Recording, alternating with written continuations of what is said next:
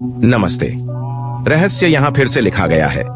आज मैं red ghost नामक युद्ध हॉरर फिल्म के बारे में बताने वाला हूँ। आगे स्पॉइलर हैं, सावधान रहें। फिल्म दिसंबर 1941 में सोवियत संघ पर नाजी आक्रमण के दौरान शुरू होती है। हम एक जर्मन सैन्य ट्रक को बर्फीले स्थान पर रुकते हुए देखते हैं। फिर सैनिक एक पकड़े गए रूसी जोड़े के साथ वाहन से बाहर निकलते हैं। आदमी के सिर पर एक बोरी है और जब उसे हटाया जाता है तो पता चलता है कि वह हिटलर की तरह कपड़े पहने हैं। नाजियों को नाराज करता है।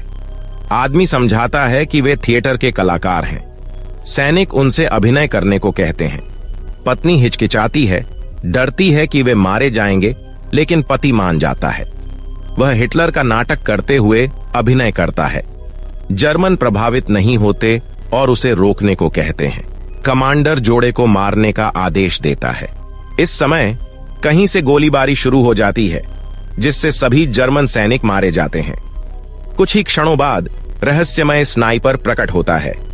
वह रेड घोस्ट नामक नाजी शिकारी है, जो हजारों जर्मन सैनिकों को मारने के लिए कुख्यात है। दुश्मन ने उसके सिर पर बड़ा इनाम रखा है। फिर रेड घोस्ट मृत सैनिकों के बैज फाड़ना शुरू कर देता है। वह उनका खाना चुराकर महिला संग बांटता है। दंपत्ति आभारी है और उसका नाम पूछता है, पर वह अनसुना कर चला जाता है। अगले दृश्य में सोवियत सैनिकों का एक समूह भारी बर्फ में रास्ता खोजने की कोशिश कर रहा है। समूह में स्क्वाड लीडर डेड, पॉलीट्रक, कोस्त्या, मोरिया चौक और नर्स वेरा हैं। एक घायल कोलिया स्ट्रेचर पर है। कुछ देर बाद डेड और कोस्त्या को एक लगभग जमा हुआ लड़का मिलता है। उसका नाम सिंपलटन है और वह खुद को सोवियत सैनिक बताता है। कोस्त्या उसके कोट की जांच करता है और कुछ संदिग्ध नहीं पाता। कोस्त्या की एक आंख पर निशान है और वह गूंगा है। उन्हें सिंपलटन पर शक है, पर डेड उसे साथ ले जाता है। जैसे जैसे वे बढ़ते हैं, यात्रा कठिन होती जाती है क्योंकि बर्फबारी शुरू हो जाती है। फिर वे जमे सैनिकों की लाशों के पास से गुजरते हैं और खंडहरों में रात बिताते हैं। बाद में वे अलाव के पास इकट्ठा होते हैं। सिंपलटन को छोड़कर सब बात करते हैं, जो दूर देखता है। कोलियां चुटकुले सुनाता है और मूड हल्का करता है, पर जल्द ही वह अपनी चोटों से मर जाता है। सभी चौंक जाते हैं। वेरा बहुत रोती है और दुखी होती है। स्पष्ट है कि कोलियां उसके लिए मायने रखता था। अगली सुबह कई नाजी वहां पहुंचते हैं, जहां रेड घोस्ट ने उनके सैनिकों को मारा था। वे चर्चा करते हैं कि उसने 2 महीनों में 61 जर्मनों को मारा है। यह सुनकर कमांडर कैप्टन ब्राउन और क्लेन को उसे जल्द खोजने का आदेश मिलता है। दूसरी ओर सोवियत अपनी यात्रा जारी रखते हैं और एक झोपड़ी में पहुंचते हैं। ऐसा लगता है कि जर्मन हमले के कारण इसे छोड़ दिया गया है। मोरियाक जांच करता है और साथियों को बुलाता है। अंदर सुरक्षित जानकर वोदका और स्नैक्स के साथ एक टेबल पाता है। पीने की कोशिश करता है, पर कोस्त्या आकर रोकता है। दोनों में बहस होती है। असमोरिया पीने पर अड्डा रहता है, लेकिन मृत नेता बताता है कि यह जहरीला भोजन और वोदका वाला जर्मन जाल है। समूह के बाकी लोग पीछे आते हैं। वेरा गर्भवती है, मर चुकी है और पॉलीट्रुक खलिहान में मारे गए निवासियों को खोजता है। वे शवों को कंबल से ढक देते हैं। दूसरे दृश्य में ब्रॉन की टीम क्लेन से गाड़ी चलाते हुए बताती है कि लाल भूत कहां काम कर रहा है और कितने लोगों को मारा है। ब्रॉन बीच में पूछता है कि क्या उसे सोना पसंद है। क्लाइन कहता है कि उसे नहीं पता, लेकिन ब्रॉन को सोना में रुचि है। क्लाइन ने कहा, पास में एक परित्यक्त गांव है जहां अच्छा स्नान घर है। वह ब्रॉन को आश्वासन देता है कि क्षेत्र साफ है। घर में डेड ने फैसला किया कि उन्हें भोजन और माचिस के लिए गांव जाना चाहिए। वेरा की तबीयत ठीक नहीं है, इसलिए वह मोरिया चाक को रक्षक के रूप में छोड़ती है। जैसे ही बाकी लोग जाते हैं, जर्मन उसी घर पर पहुंच जाते हैं। वेरा उन्हें देखकर जल्दी से बड़े संदूक के नीचे छिप जाती है। क्लाइन ब्रॉन को जहरीला खाना दिखाता है और शेखी बघारता है कि उसने कई रूसियों को मारा है। इस बीच मोरिया चक अपने दोस्तों से मिलता है और बताता है कि जर्मन खेत पर आ गए हैं और वेरा खतरे में है। पॉलीट्रुक ने उसे मुक्का मारा और अकेला छोड़ने को कहा। मोरिया चक का दावा है कि वह पेशाब करने गया था, जर्मनों को देखा और भाग गया। समूह वेरा को बचाने की योजना बना रहा है। वे राइफल के साथ खड़े हैं और जर्मनों पर नजर रखते हैं। घर पर सैनिक ब्रॉन के लिए स्नान घर तैयार करते हैं। वे सुअर के साथ खेलते हैं, लेकिन ब्रॉन आता है और उसे मार देता है। वह उन्हें आदेश देता है कि वे अपने भोजन के साथ न खेलें और गंभीर रहें। वेरा चुपचाप देखती है। सिंपलटन डेड से पूछता है कि कोस्तिया की आंख में क्या समस्या है। नेता बताता है कि कोस्तिया ने उसके बगीचे से सेब चुराया था।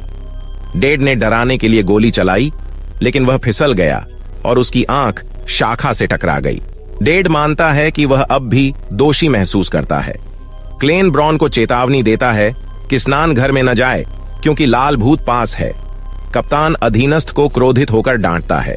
इस बीच गुंथर नामक सैनिक छाती के पास वेरा की हरकतें सुनता है। वह छाती खोलता है और चौंक जाता है। वह उसे बचाने की कोशिश करता है, लेकिन ब्रॉन कुछ अजीब देखता है और पूछता है क्या हुआ। अंत में गुंथर मानता है कि संदूक में कोई छुपा है। ब्रॉन वेरा से पूछताछ करता है। वह सहानुभूति दिखाकर उसे आश्वस्त करता है कि वे उसे नुकसान नहीं पहुंचाएंगे। वेरा बताती है कि वह 8 महीने की गर्भवती है और घर उसका है, लेकिन क्लेन देखता है कि वह किसी भी तस्वीर में नहीं है और संदेह करता है कि वह झूठ बोल रही है। वेरा अपनी कहानी बदल देती है, कहती है कि वह पड़ोसी गांव से भागकर आई थी। परेशानी तब शुरू होती है जब क्लाइन को उसकी सैन्य वर्दी और पहचान पत्र मिलता है। वह घबरा जाती है और उनसे न मारने की विनती करती है, लेकिन फायदा नहीं होता। क्लेन उसे बेरहमी से पीटता है, जिससे गुंथर बाहर जाकर उल्टी करता है।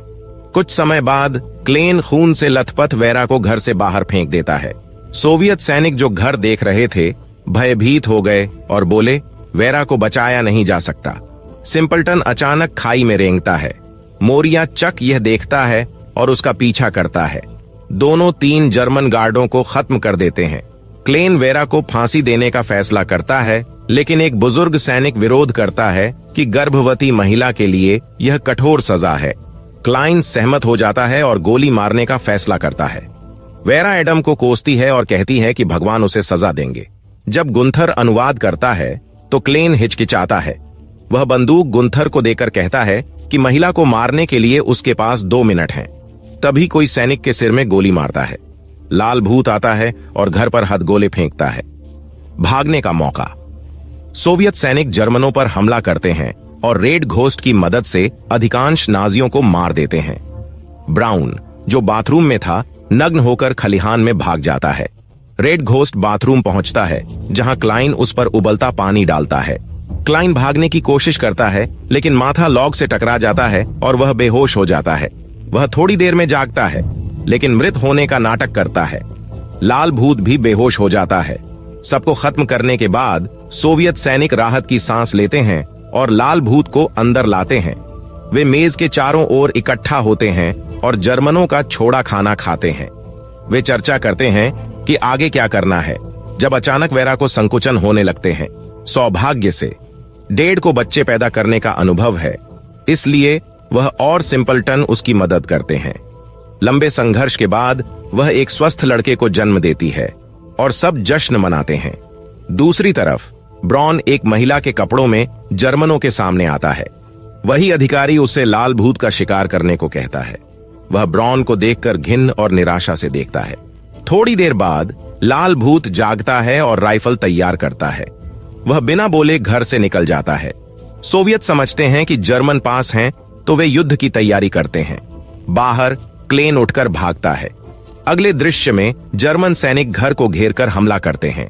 वे ग्रेनेड दागते हैं, जिससे घर का आधा हिस्सा नष्ट हो जाता है।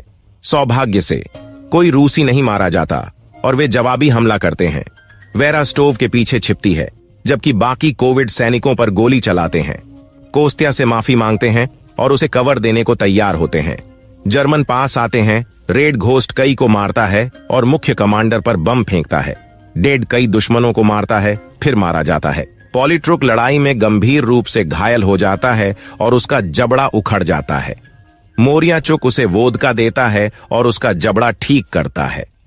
थोड़ा ठीक होने के बाद थ्रुक मशीन गन पकड़ लेता है और नशे में धुत हो जाता है। वह ब्रॉन के सामने हार मानने से पहले 4 दुश्मनों को मार देता है। थोड़ी देर बाद मोरिया चुक ग्रेनेड से मारा जाता है। कोस्तिया को भी ब्रॉन ने गोली मार दी। रेड घोस्ट और ब्रॉन आमने सामने होते हैं। वे बंदूकों, संगीनों और नंगे हाथों से क्रूर लड़ाई लड़ते हैं। अंत में रेड घोस्ट जीतता है और ब्रॉन को गंभीर रूप से घायल कर देता है। तभी क्लेन आता है और रेड घोस्ट को पीठ में गोली मार देता है, जिससे उसकी मौत हो जाती है।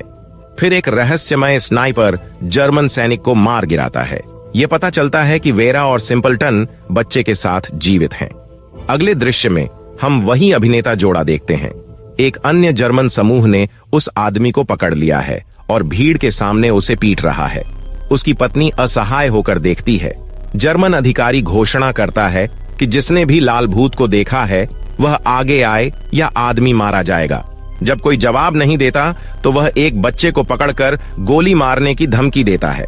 यह देखकर अभिनेता बोलता है। वह बताता है कि लाल भूत ने उसे बचाया और जर्मनों को मारा। वह अब नहीं डरता और जर्मनों को कोसता है। नाजी अधिकारी क्रोधित होकर उसे मारने का आदेश देता है, लेकिन एक स्नाइपर कई जर्मनों को मार देता है। अभिनेता और उसकी पत्नी कुछ जर्मनों पर हमला कर उन्हें मार देते हैं। स्नाइपर मृत जर्मनों की तलाशी लेकर बैज हटाता है और भोजन या हथियार चुराता है। अभिनेता देखता है और महसूस करता है कि वह बदल गया है, लेकिन चुप रहता है। फिल्म के अंत में हमें पता चलता है कि वह कोस्त्या है जो बच गया और रेड घोस्ट बना। और वीडियो के लिए सब्सक्राइब करें। चैनल की मदद करने के लिए नोटिफिकेशन चालू करें और लाइक करें। देखने के लिए धन्यवाद।